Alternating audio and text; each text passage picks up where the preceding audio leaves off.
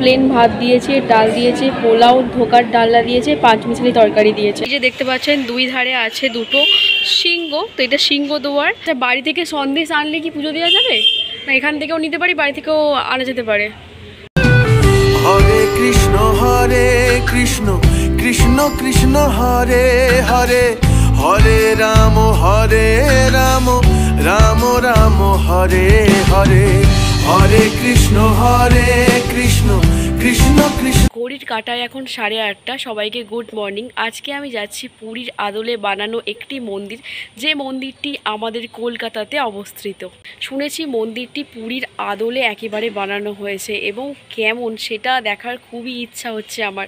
সেই কারণে কিন্তু আজ সকালবেলা আমি বেরিয়ে পড়েছি এবং তোমাদেরকে সাথে নিয়ে। তাহলে মন্দিরটি কোথায়, লোকেশন কি, ভোগ প্রসাদের টাইম কি আছে, পূজার টাইম কি আছে, সমস্ত কিছু থাকছে এই ভিডিওতে।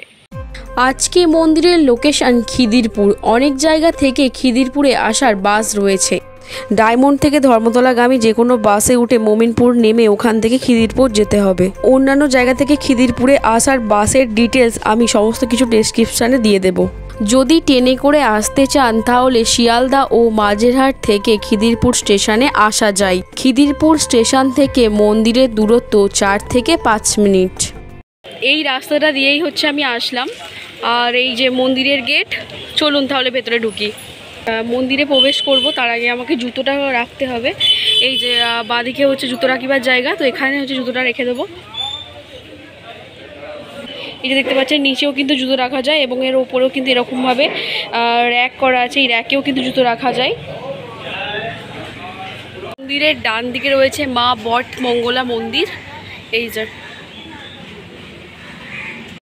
এটা হলো মন্দিরের গেট এবং দেখুন দুই ধারে আছে দুটো হচ্ছে সিংহ। তো এই মেন গেট দিয়ে আমরা ঢুকে পড়লাম এবং সামনেই দেখতে পাচ্ছি রাধা এবং কৃষ্ণের একটা বিগ্রহ রাখা আছে। মন্দিরে প্রবেশের বাঁদিকে রয়েছে প্রসাদ ও পূজা সামগ্রী কেনার কাউন্টার এবং ওর ঠিক পাশেই রয়েছে মহাপ্রসাদের কুপন কাউন্টার। এখান থেকে প্রসাদই কেনা যায়। আচ্ছা, বাড়ি থেকে সন্দেশ আনলে কি পুজো দেওয়া যাবে না? এখান থেকেও নিতে পারি, বাড়ি থেকেও আনা যেতে পারে। যদি আপনি ডালা হিসাবে পুজো দিতে চান তাহলে 101 টাকা বা 51 টাকা ডালা নিতে হবে। এছাড়া আপনি সিঙ্গেল খাজা গজা কিনেও পুজো দিতে পারেন। খাজা গজার দাম 8 টাকা পিস।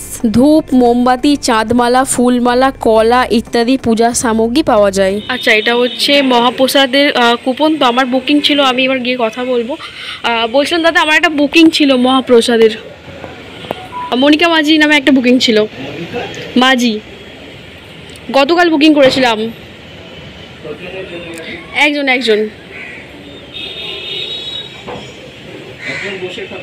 বসে খাবো। বসে গেলে কত? 150। আর যদি বাড়ি নিয়ে যাই 180। আচ্ছা, দেখলাম যে এখানে অনেক অনুষ্ঠানের ব্যবস্থা আছে, মানে ওই অন্নপ্রাশন আর কি হয় এখানে? বিয়ে, অন্নপ্রাশন,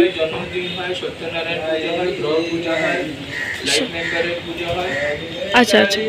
এখানে ভোগ প্রসাদী পাওয়ার জন্য কিন্তু অনলাইনে বুকিং করে আসতে হয়। এখানে আসলেও পাওয়া যাবে, তবে বুকিং করে আসলে ভালো হয়। যদি এখানে যারা হয়তো বুকিং করেছে আগে থেকে তারা যদি না আসে তাহলে সেই সিটগুলো ফাঁকা থাকলে আপনি এখানে এসে পেতে পারেন।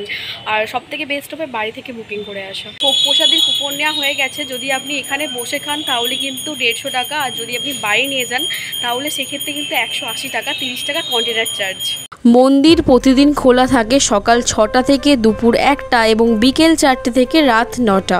মন্দিরের ডান দিকে রয়েছে অতিথি ভবন। বিয়ে, অন্নপ্রাশন, জন্মদিন সমস্ত অনুষ্ঠান এই মন্দিরে হয়।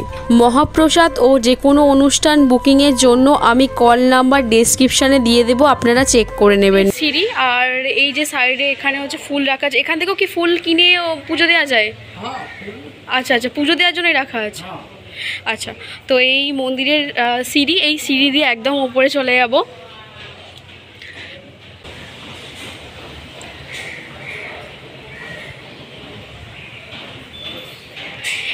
এই যে জগন্নাথ দেব, জয় জগন্নাথ। এই স্থানে 1949 সালে পুরানো একটি ছোট্ট মন্দির ছিল। 2000 থেকে 2003 সালে মন্দির নতুন করে সংস্কার করা হয়। পুরীতে যেমন পূজাপাঠ হয় তেমনি এখানে সেই একই নিয়ম নীতি মেনে পূজা হয়। যেহেতু জগন্নাথ দেবের মন্দির, তাই প্রতি বছর রথযাত্রা সুন্দর করে পালন করা হয়।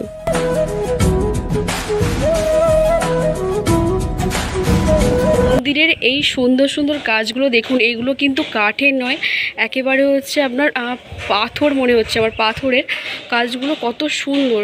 মেন মন্দিরের হচ্ছে এই ডান দিকে রয়েছে শিব মন্দির আছে। প্রথমেই দেখুন গণেশ মন্দির আছে, যে গণেশ ঠাকুর।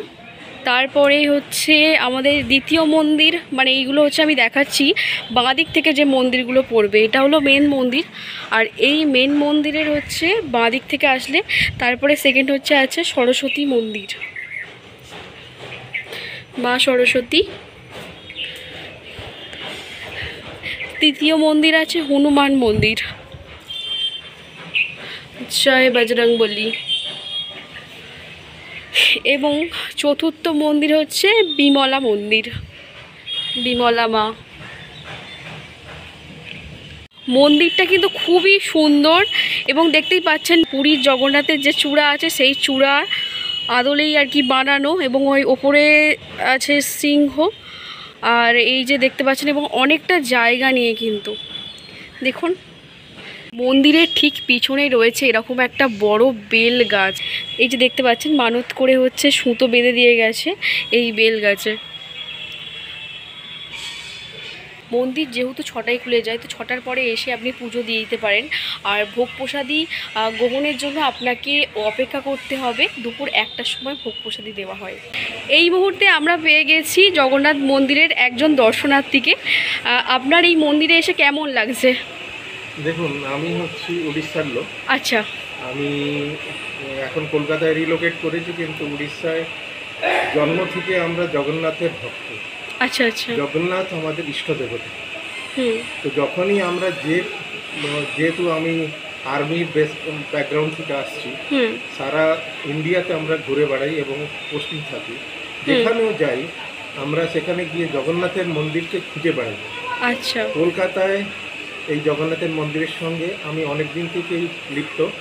ওদের সঙ্গে আমার ওখানে প্রায় পুজো দিতে আসি। আমার এর আগে আমার নাতনি হয়েছিল, তখন ওর 1 মাসের যে প্রোগ্রামটা ছিল এখানেই হয়েছিল। এখন নাতনির মুখে ভাত হচ্ছে অন্নপ্রাশন, তাই আমি আমার পরিবারের সকলের সঙ্গে আজ এখানে দাঁড়িয়ে আছি এবং জগন্নাথের কৃপার জন্যে প্রার্থনা করছি।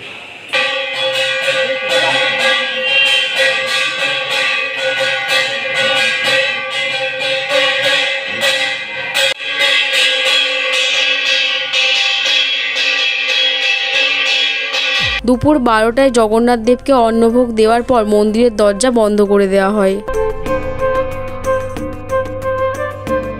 আমার পুজো দেওয়া হয়ে গেছে, এবারে চলুন যেখানে ভোগ প্রসাদী খাওয়ানো হচ্ছে সেই জায়গায় আপনাদেরকে নিয়ে যাই। এখনও 1টা বাজেনি, আমাকে নিচে নেমে একটু ওয়েট করতে হবে।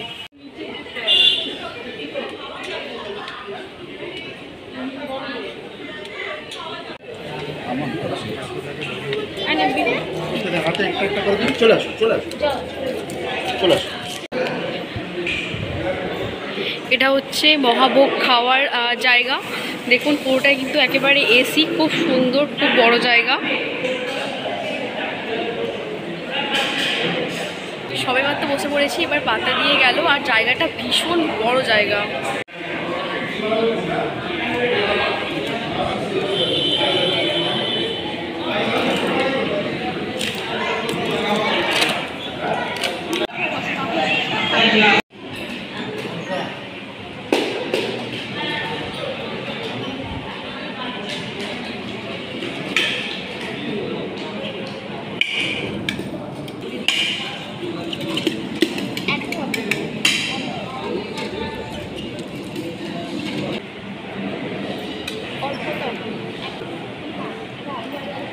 প্লেন ভাত দিয়েছে, ডাল দিয়েছে, পোলাও, ধোকার ডালনা দিয়েছে, 5 মিশালি তরকারি দিয়েছে, আরও যদি কিছু আসে দেখাবো।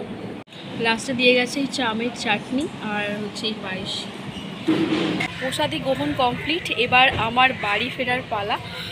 প্রসাদে নিয়ে কোনো জাজ করতে নেই, কেমন খেতে, যেমন প্রসাদী হোক সেটাই ভালো। তাও যদি আমি ভোগ প্রসাদীর ব্যাপারে আসি তাহলে বলবো 100/100। আপনাদের এই খিদিরপুর জগন্নাথ মন্দিরের ব্লগ দেখে কেমন লাগলো আপনারা অবশ্যই জানাবেন। ভালো লাগলে কিন্তু একটা subscribe, like, comment and share করতে হবে। দেখা হচ্ছে পরবর্তী ভিডিওতে।